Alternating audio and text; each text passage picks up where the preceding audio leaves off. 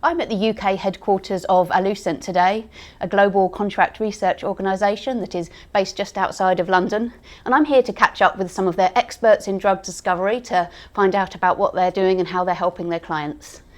I also should say that Allucent is a sponsor of BiotechTV, so I want to say thank you to the company for their support over the last couple of years. But let me introduce my guest, Alex MacDonald, who is Vice President of Model-Informed Drug Development. Alex, it's great to meet you. Pleased to meet you, Amy. So we've done some really interesting interviews with Allucent and BiotechTV over the last year, but give us a quick introduction to Allucent for those who are new to the story. Yes, so Allucent is a mid-sized CRO and consultancy business, and our focus is on supporting small and mid-sized biotechs. So really focused on that niche area rather than catering to the large pharmaceutical companies that some of the other CROs do. And tell us about your particular role.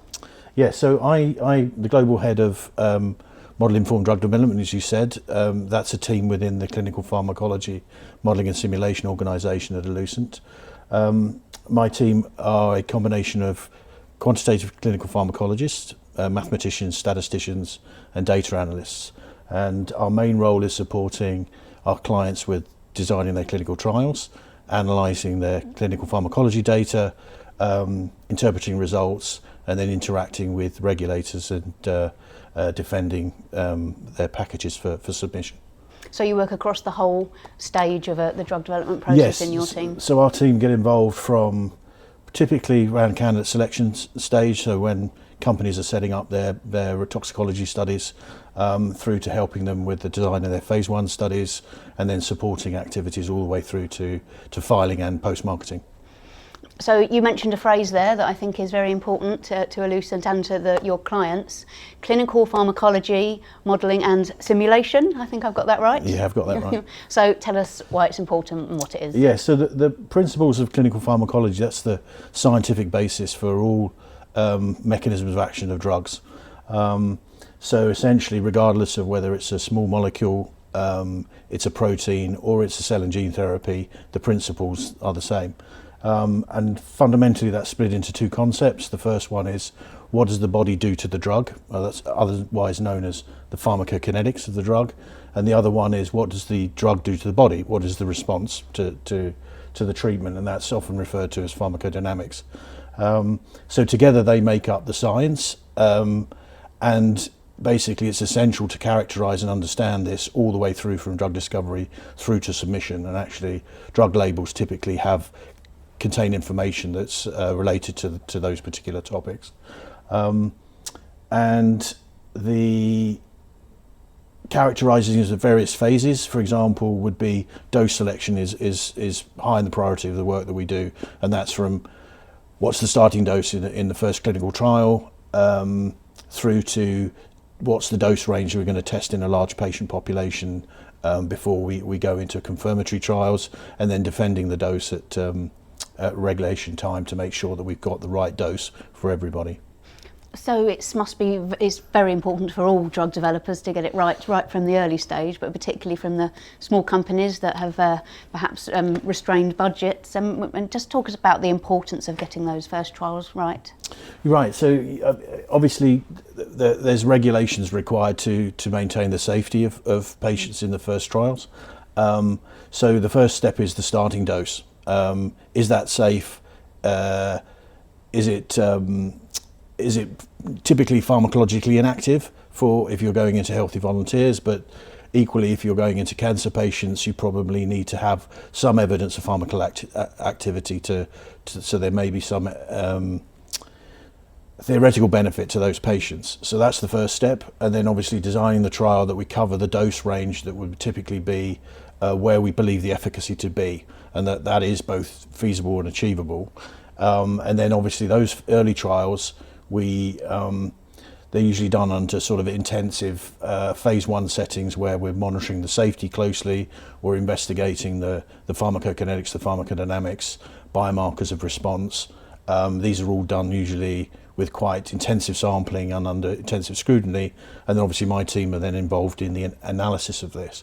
Why is that important? Because that allows us then to sort of project forward to our later trials, where we're probably going into more representative patient populations, and we're actually trying to provide first preliminary evidence of efficacy before we then go into our larger confirmatory trials. And at each step, understanding the dose or the regimen that you're going to present will help the sponsor know about the probability of success, but while maintaining the safety of the patients in those trials.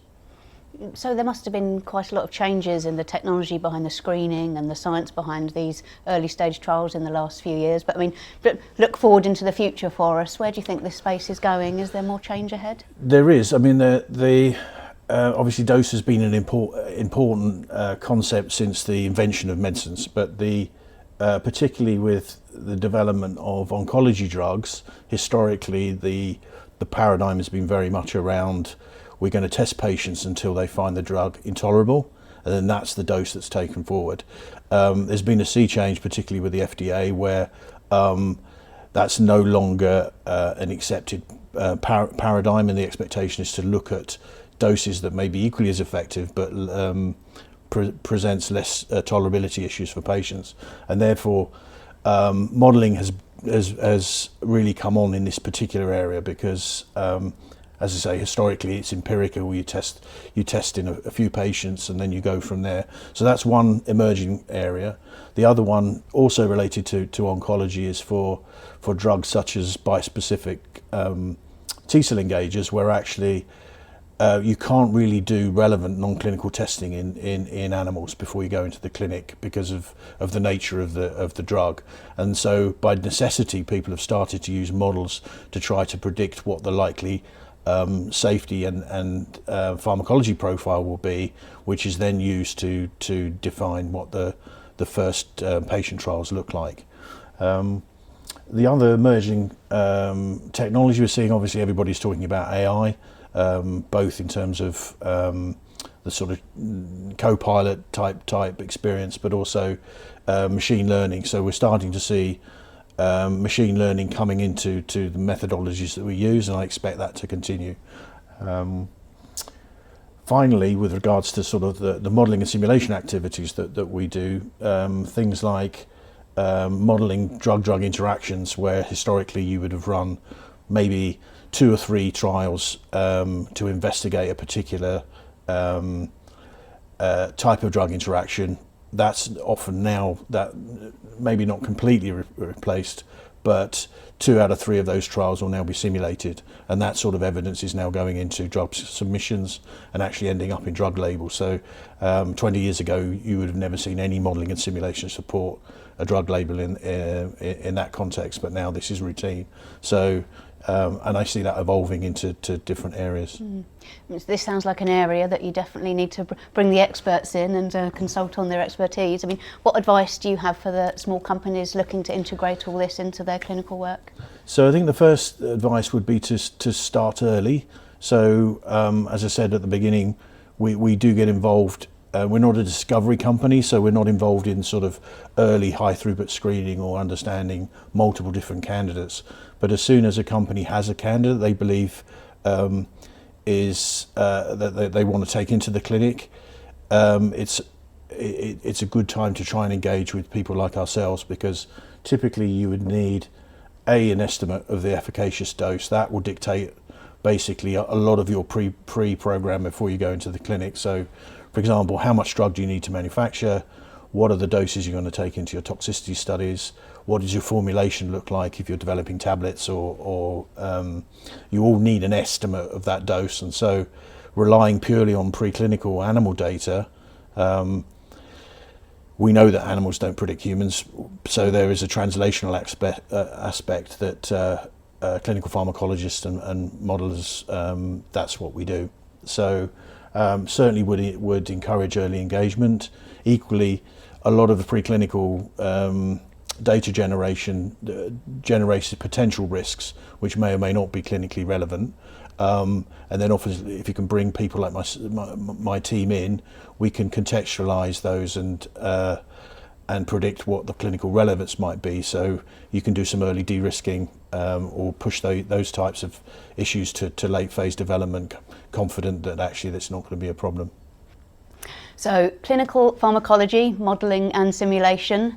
If any companies out there want to know more about it, Alex and his team are here to take questions. But it was great to meet you, and thanks very much for introducing Allucent to BiotechTV. Oh, you're welcome. I enjoyed it. Thank you.